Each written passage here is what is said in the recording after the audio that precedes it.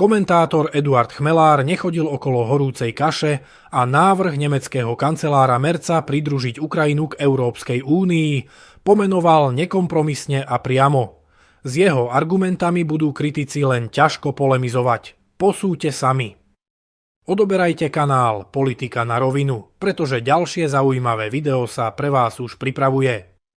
Návrh nemeckého kancelára Friedricha Merza pričleniť Ukrajinu ako pridruženého člena Európskej únie považujem za šialený. Ak aj dáme nabok všetky výhrady, ktoré boli a sú dlhodobo formulované, napríklad, že Ukrajina by mala prejsť tým istým procesom ako všetky ostatné kandidátske krajiny, pričom sú tu krajiny, ktoré sú oveľa lepšie pripravené ako Srbsko, Albánsko či Čierna Hora, tak to najnebezpečnejšie je, že pridružený člen má právo na bezpečnostné garancie. A to sa rovná priam vstupenke do priamej vojny s Ruskom.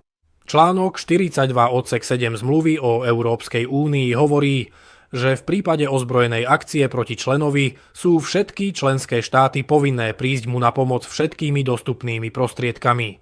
To je dokonca ostrejšie formulované ako článok 5 Severoatlantickej aliancie, o ktorom chronicky hovorím a upozorňujem na to, že nám nedáva garanciu, že by nám prišli na pomoc.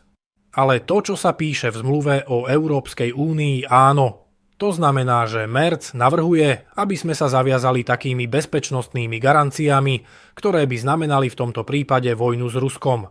A keď vidíme, čo sa deje, tak mám naozaj pocit, že k tej vojne smerujeme. Pozrite sa, môžeme do nekonečna verklikovať, že Rusko spustilo vojenskú agresiu, ktorá je v rozpore s medzinárodným právom. Ale dnes, v tejto fáze, predsa nejde o to, aby sme po každom útoku vyjadrovali zhrozenie nad tým, čo robí Rusko, a zároveň si nevšímali ukrajinské útoky, ako bol ten posledný v Starobilsku, kde zbombardovali internátnu školu.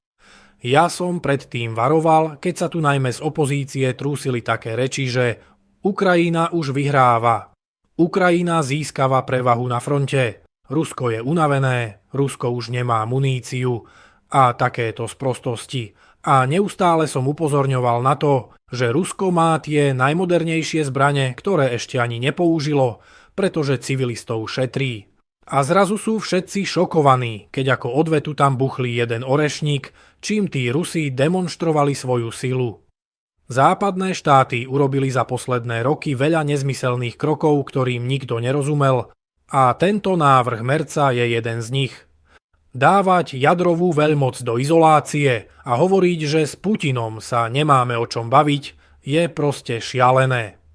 Je to doslova návod na to, aby sme sa do tej vojny s Ruskom dostali. Od európskych politikov by človek očakával predovšetkým zodpovednosť, no toto je skôr správanie nezodpovedných malých detí.